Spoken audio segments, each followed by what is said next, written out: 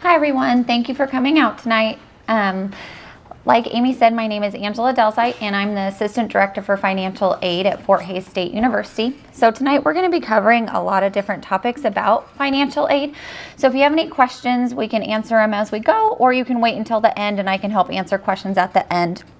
So the first thing that we're going to talk about is the different topics that we're going to talk about tonight. So the first one's going to be, what is financial aid? What is the cost of attendance? What's an expected family contribution? Financial need, the different types and categories of financial aid. We're going to go over the Fafsa, so the free application for federal student aid, and then what special circumstances are. So the first part is going to be, what is financial aid? So financial aid is any funds that consist of scholarship, grants, loans, work-study opportunities that help the student and the families pay for post-secondary educational expenses. So that can be anything that you get federally or locally is considered your financial aid.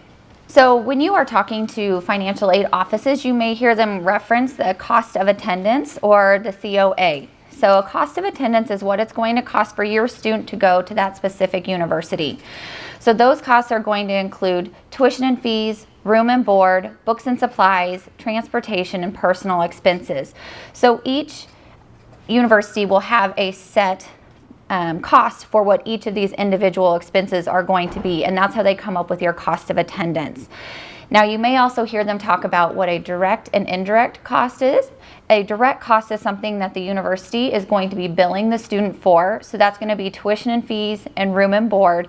And then your indirect costs are going to be books and supplies, transportation, and personal expenses. So when you are out on the different colleges' websites, you can find what their cost of attendance is going to be. And it will vary depending on what college your student is looking at going to.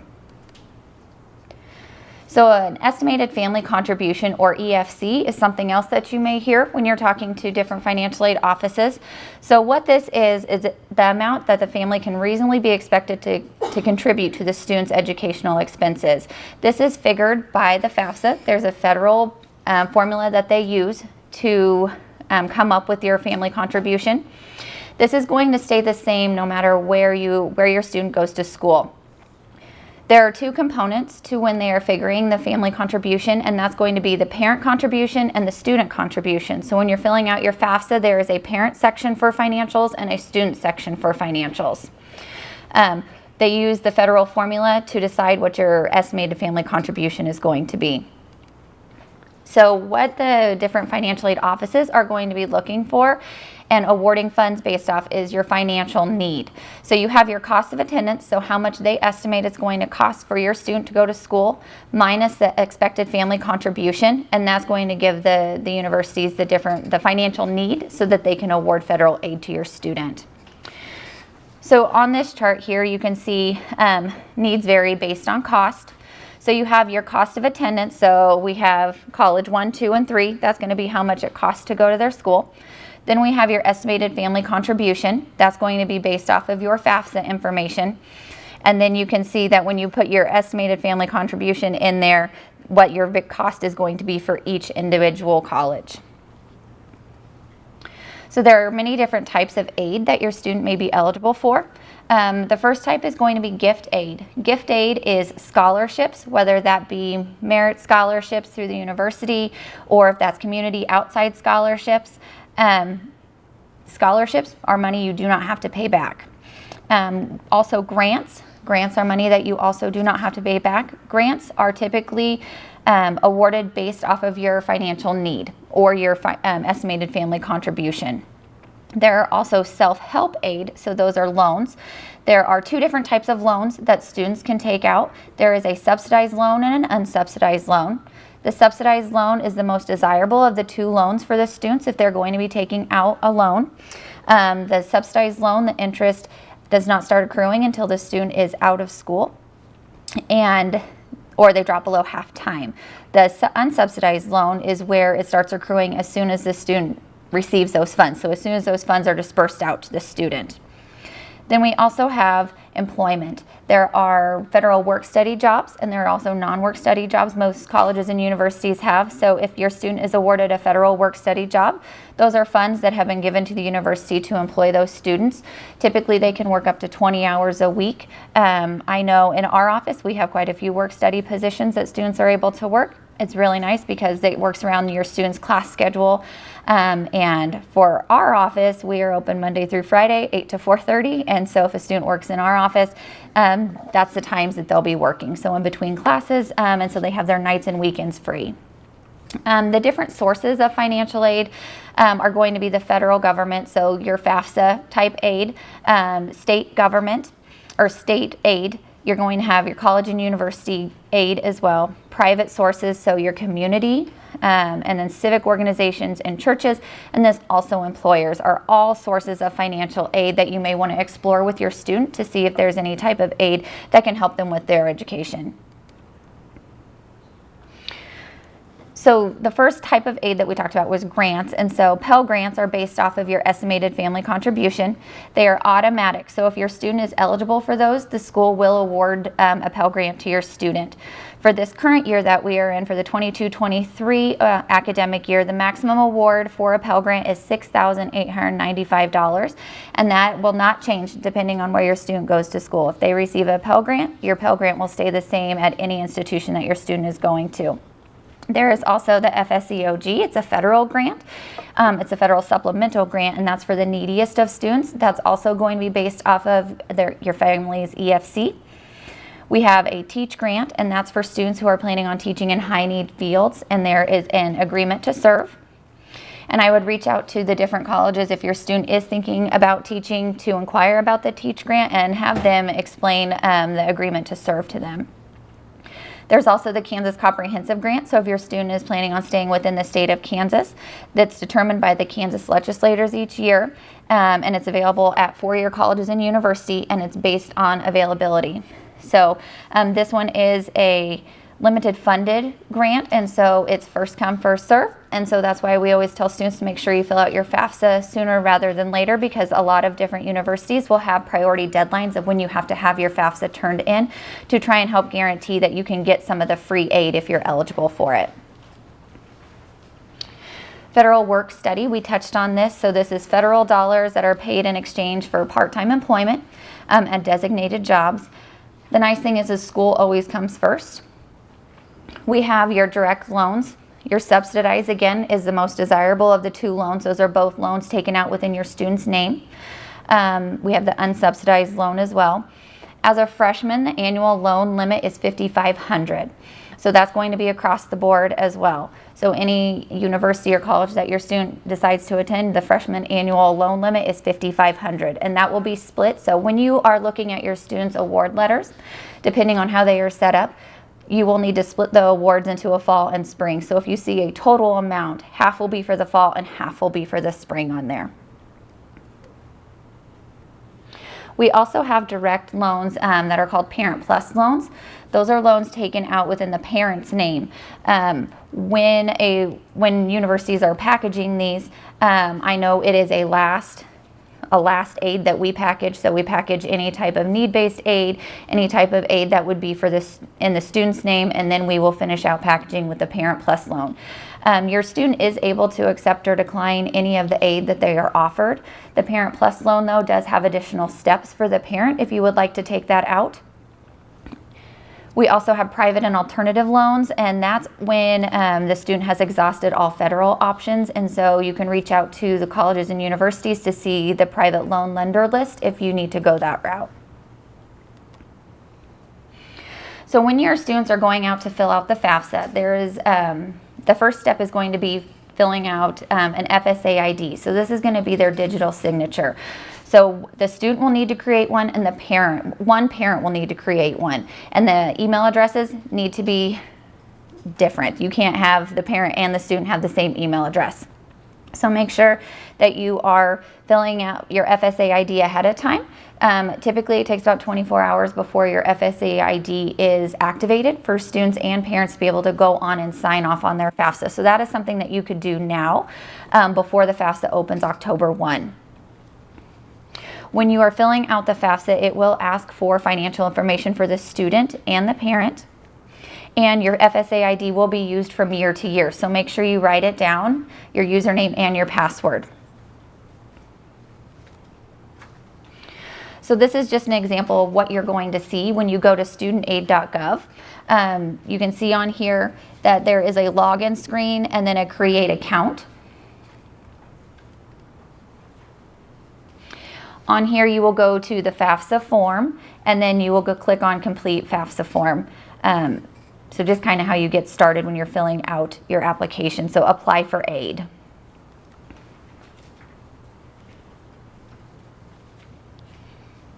So if your student does go to studentaid.gov, they are going to see fill out your FAFSA, complete your FAFSA on there. So make sure they are filling it out for the correct academic year, because there are 2 academic years out there. The 22-23 academic year is out there for students, and as of October 1, the 23-24 academic year will be out there. So make sure your student is paying attention to which academic year they're filling out their FAFSA for. So the FAFSA is going to calculate the estimated family contribution that we spoke about earlier. It is available each year on October 1.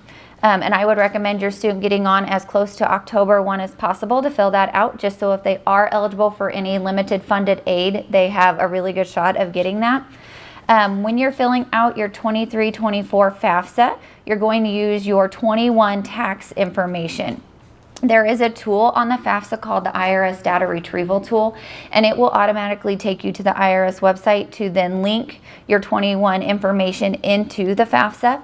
It will not show it on your screen, but it will be, I think it's all X's on there. It will tell you that it's been transferred.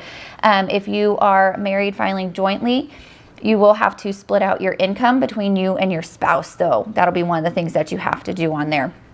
So most colleges have a priority filing deadline. So make sure you're reaching out to those colleges to find out when that deadline is. For example, ours is December 1 is our priority filing deadline. Some different sections that you may see on the FAFSA is going to be student eligibility section. So what this is checking for citizenship.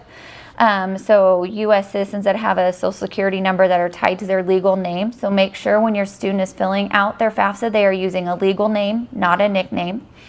It's also checking for eligible non-citizens who have both a social security number and an alien registration number. Grade level as well. A lot of students, when they're filling out their FAFSA after, while they're in their senior year, they are not graduate students or seniors when they're filling that out. So make sure they're selecting the correct grade level. And they will be degree seeking if they are seeking a degree at the university or institution.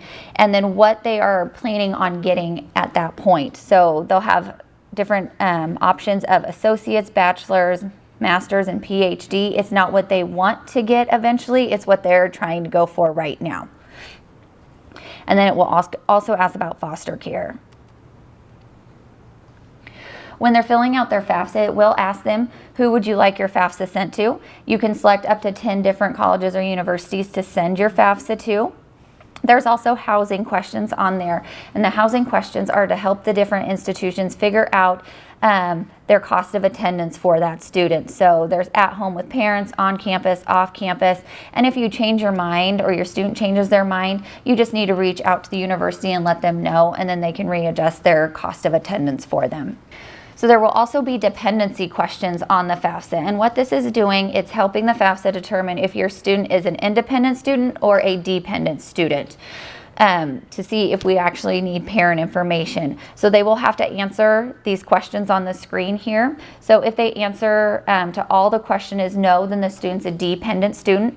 If they answer yes to any of the questions, they're an independent student. So they will have to go through and fill out these questions. For parent information on the FAFSA, we get a lot of questions about who is my parent, who do I put down on the FAFSA. So if your parents are living together, regardless of the marital status, you need to include the combined financial information of both your parents. If your parents are divorced or separated, you're going to include the financial information for the parent who the student lives with more during the past 12 months. If the parents remarried, you must include the step-parent financial information as well. And we get this question some. So if the student is living with the grandparent, foster parents, legal guardians, they're not considered parents unless they're legally adopted. So when you're completing your FAFSA, some information that you should have handy is going to be your 21 taxes, your income information, benefit summaries. If you're planning on using that IRS data retrieval tool, you will still need your taxes because you need to break out the income if you are married filing jointly. Some of the asset information you will not need is going to be your 401ks, your IRA balances, and you will not put the value of your primary residence in there.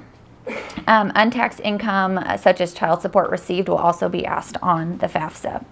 So with the IRS data retrieval tool, it's going to be real-time information that they're pulling from the IRS for you to import into your FAFSA. It's going to help reduce documents that may be requested later. Students may be selected for the verification process, and so doing the IRS data retrieval tool does decrease that chance. Parents filing jointly will need to complete income, parents filing a joint return will need to enter income from work manually. Like we said, we need to split that out. The IRS data retrieval tool is not going to work for families who do not have Social Security numbers and who are married but file their taxes separately. There are certain tax filing statuses that will not allow you to use the IRS data retrieval tool, and we've talked about some of them. These are just a few other instances that you're not able to use it.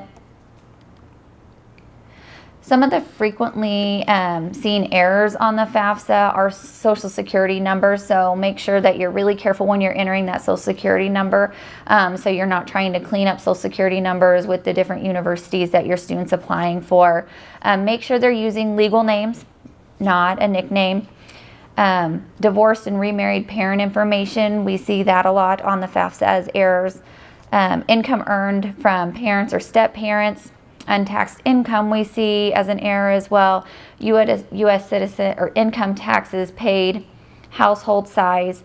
So on your FAFSA, it will ask for the household size, and it's going to ask for the number of students in college. So if you have 2 students in college and you're a family of 4, it's going to be 4 in the household, 2 in college. We see errors on that where the student is only counting themselves in college, but they're not counting their sibling. So make sure that they are putting 2 siblings in college if that's the case. And also what assets to include. The nice thing about the FAFSA is it does have little question marks next to each of the questions, so you are able to hover over it and it will tell you exactly what you need to be entering in those different sections for you. So after you file the FAFSA, you will get sent what's called a student aid report, and it's going to be a summary of everything that you put into your FAFSA. Your student can also log back in. So if you don't get the email or you delete the email, you can log back in to your FAFSA and see that summary as well. If there's going to be any further documentation after the school receives the FAFSA, they'll reach out to you and let you know that if you've been selected for verification or if there's any additional documents that they're needing. Another important thing is FERPA. So when your student is going to school, we have a third-party access that students have to give their parents access to. So you're probably very used to being able to call the school, talk to them about grades, talk to teachers. It's different once they come to college. We have to have permission from the student to be able to talk to parents, and that includes their financial information, so their financial aid, their awards.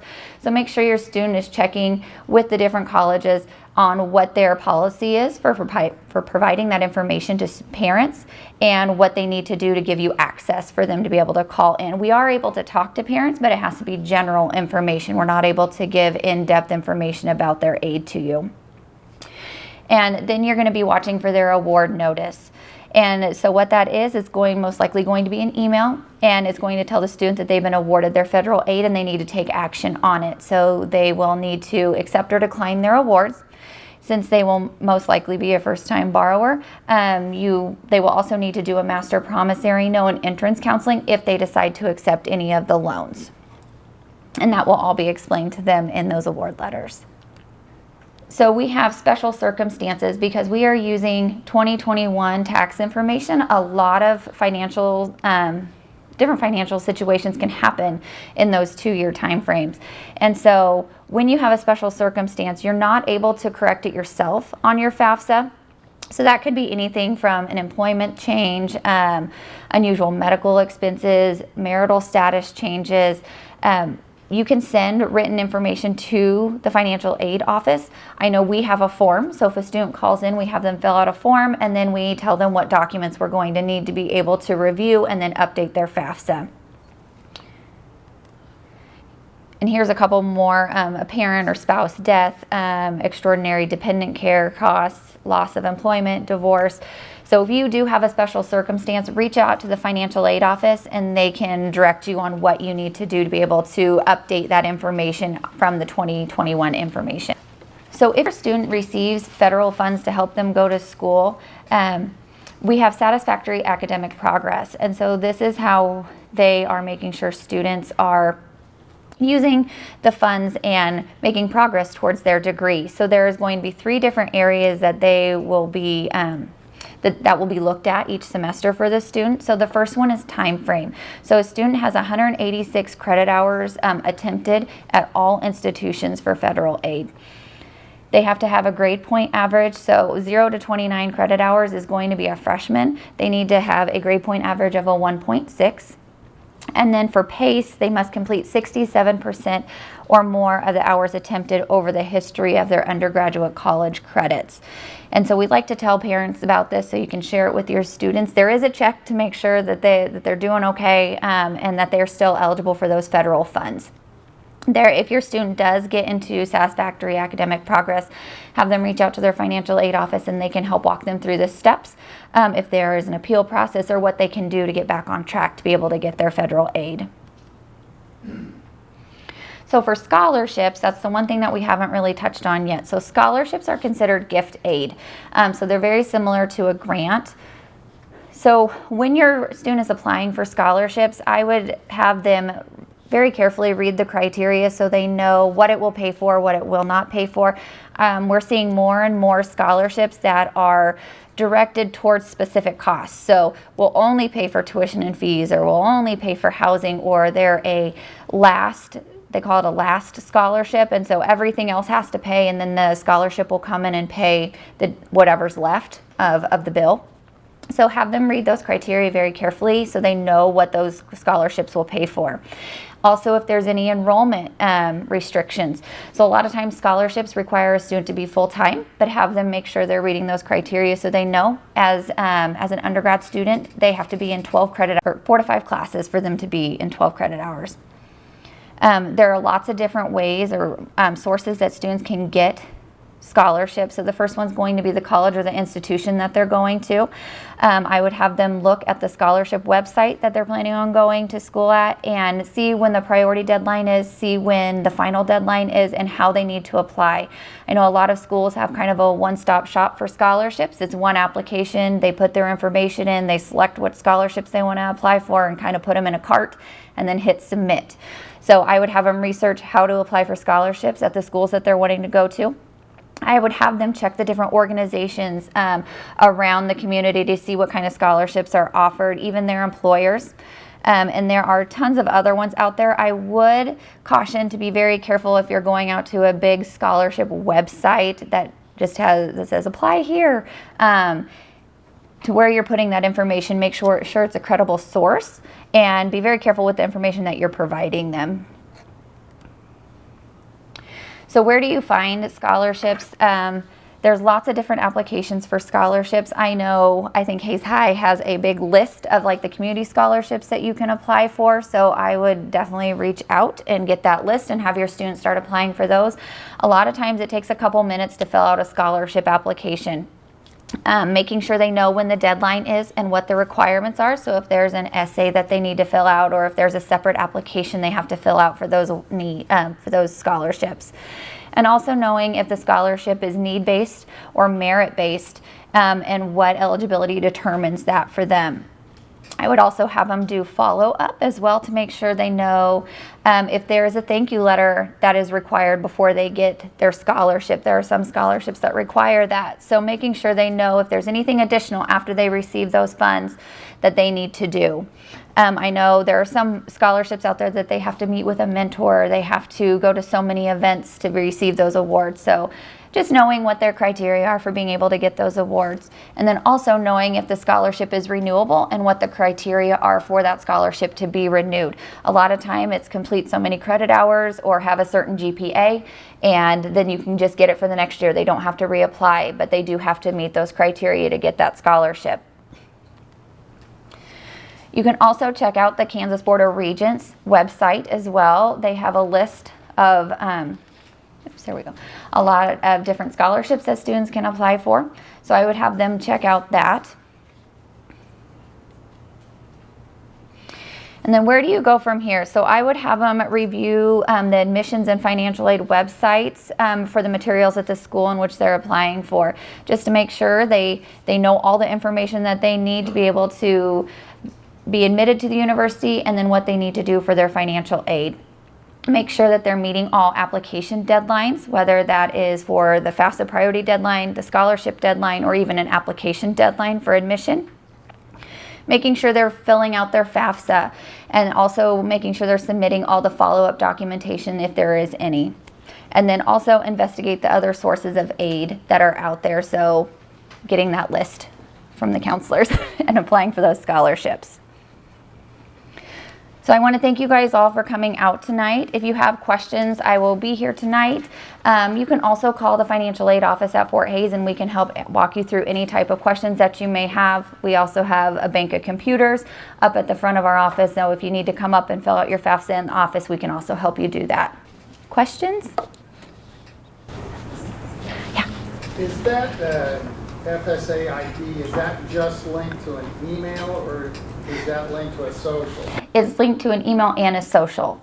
So, yep, so that's why when you're filling it out, it takes about 24 hours to be able to use it, because it runs it through the Social Security Administration database. Okay. So if you have multiple kids in, or soon to be in college, it's probably smart to link it to them and not to the parent? So the parent will have to have one, and the student will have to have one. Yep, so both will need it, and make sure you're using 2 separate email accounts. So don't try and link the student and yours to the same email. I would also recommend that they use one that's not a school one. Does Hays High shut them off? So I know a lot of high schools will shut them off after the student graduates. So have them, if they don't already have a different email, set it up to an email that they're going to have access to after they graduate. And if you have multiple students, the parent will use the same FSA ID and password to sign off on all the FAFSAs. And only one parent needs to have the FSA ID. So you listed a whole bunch of different types of loans up there. Are there loans that are more likely to be forgiven than other types of loans? That's a good question.